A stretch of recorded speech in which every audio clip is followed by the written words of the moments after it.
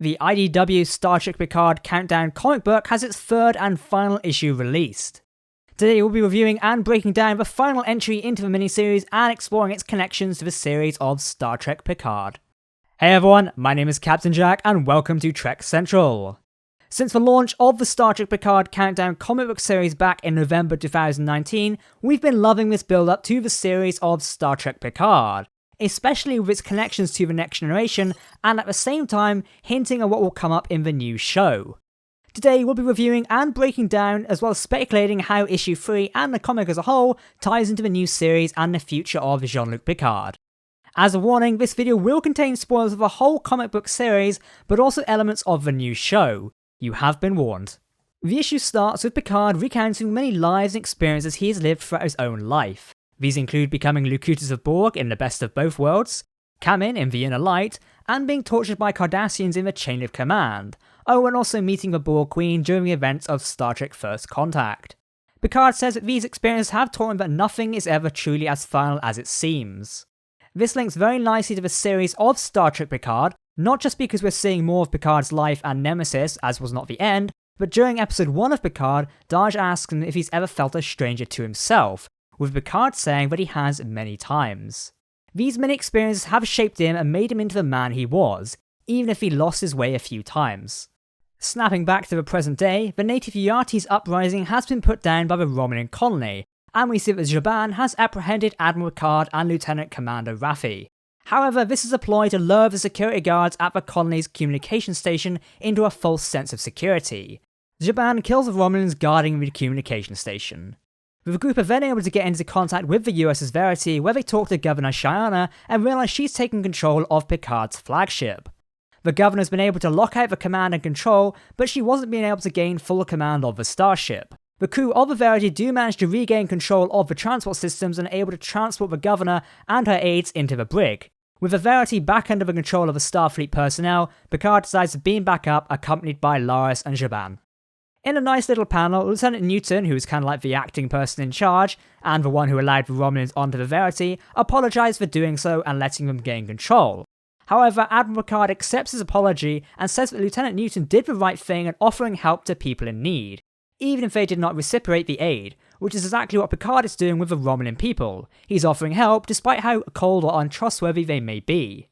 This mini-speech alone gives us that typical Jean-Luc Picard feeling we've grown accustomed to with the many movies and seasons of The Next Generation.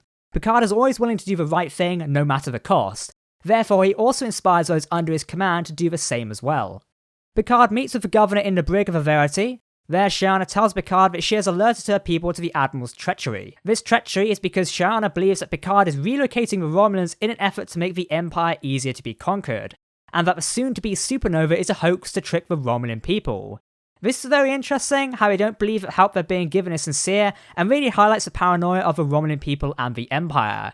Raffi, who's sitting in the captain's chair of Verity, informs them that a Romulan starship has decloaked in front of them.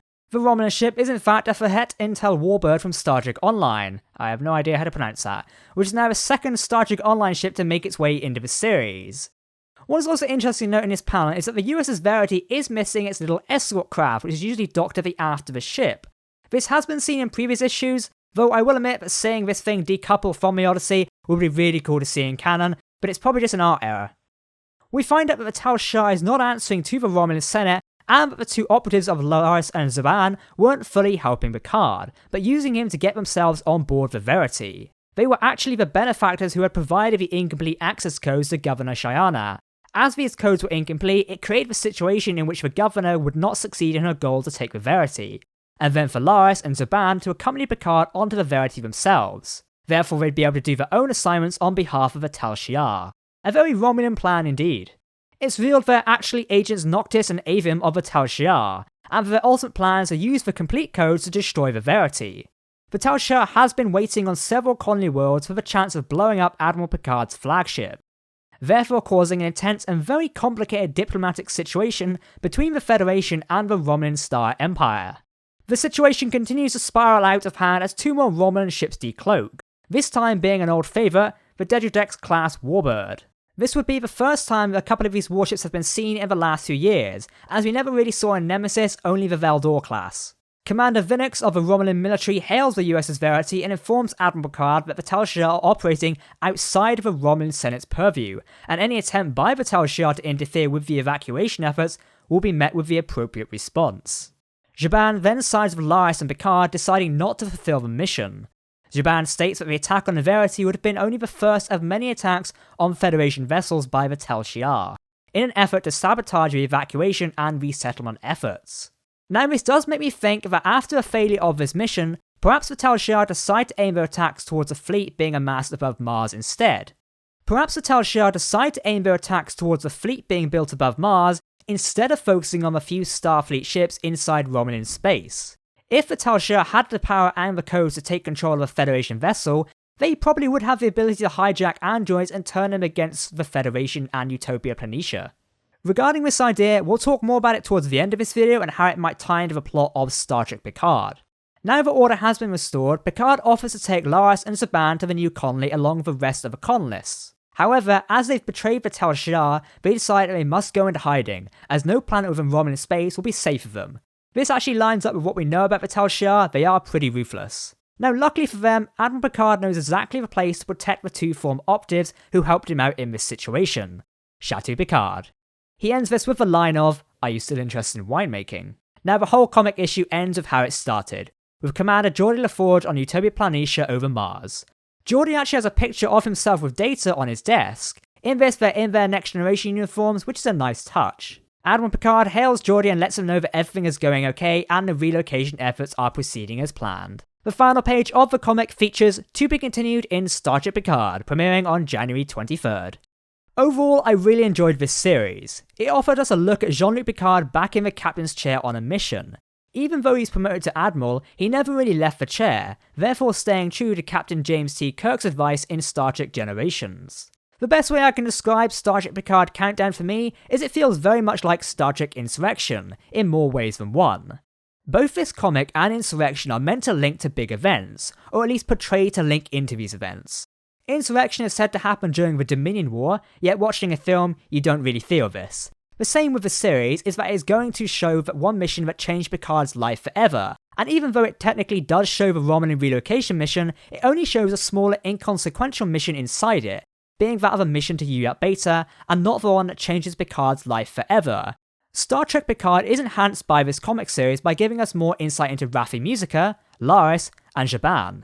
It makes us worry about Commander Geordi LaForge and whether he was on Utopia Planitia during the rogue synth attack. However, Star Trek Picard does not enhance this comic series.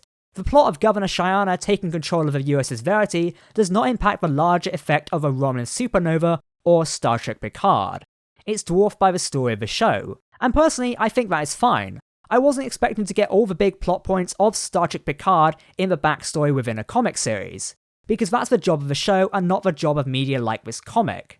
This comic book series stands on its own and gives little extra lore details to the series, which is great for fans like ourselves at Trek Central who love this stuff. And apart from these issues on how it stands up next to the Picard series and the limitations therein, I much enjoyed this comic series. It felt like an episode of Star Trek. It added some nice detail for Laris and Zhaban, which is very cool and definitely enhances those two characters when watching Star Trek Picard.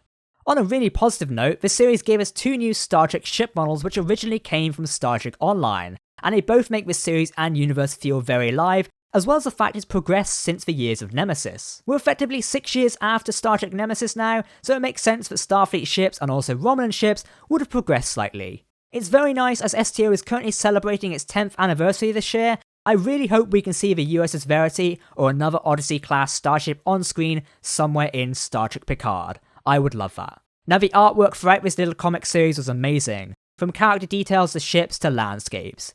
Everything was stunning and detailed. The art style has its own unique art style which amplifies how good it looks. It isn't going for a hyper-realistic look yet isn't too cartoonish either. And for the great artwork we have to thank the artist, Angel Hernandez. Even though I have some criticisms for the comic story and how it holds up to the new series, the story on its own is really good. I was waiting between issues wanting to know what would happen next. The dialogue and interactions between the very many different characters was also great. Seeing the dynamic between Raffi and Picard was also very good. It's got some good groundwork to work on for when we meet Raffi in the upcoming Star Trek Picard episodes. This is some quality work by Kirsten Beer and Mike Johnson, who co-wrote this comic. If you didn't know, Kirsten Beer is actually writing Star Trek Picard, so we're obviously going to see some very much tie-in media. Now back to what I said earlier about connections between the attack on Mars and the TAL-SHIAR, I have a feeling this runs deeper. Somehow the TAL-SHIAR managed to gain command codes to Admiral Picard's flagship, the USS Verity. It's implied this is a brand new starship, especially being an apparent Odyssey class. The TAL-SHIAR gaining codes for this brand new ship is odd. I mean, in Star Trek universe, it's not hard to imagine, but for this ship in particular, it makes me think there are some other forces at work here. Very much so. It reminds me of Star Trek The Undiscovered Country. In that movie, we see that both elements of the Federation and the Klingon Empire are working together to stop the peace movements between both factions. Whereas in Countdown, we see the TAL-SHIAR working to stop the Romulan relocation effort, to which they see as a precursor to a Federation invasion. What I imagine is there might be Federation insiders working to stop the relocation efforts as well. This is partially hinted at in Star Trek Picard Episode 1. The interviewer mentions how some people question why the Federation should assist its oldest enemy, the Romulans. There is more to be explored here, I fear, and I have a feeling we'll see more elements of this in the series of Star Trek Picard. We'll just need to wait and see.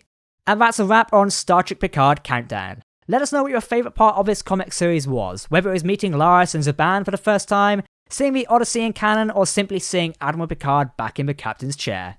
If you want to read all of his comics for yourselves, they are available via IDW's own website. There'll be a link down below in the description.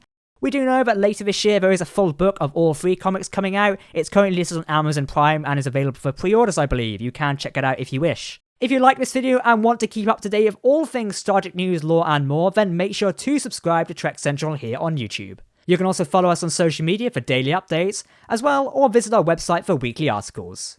We're also now rolling out our community Discord server, so come join the party ahead of the new series.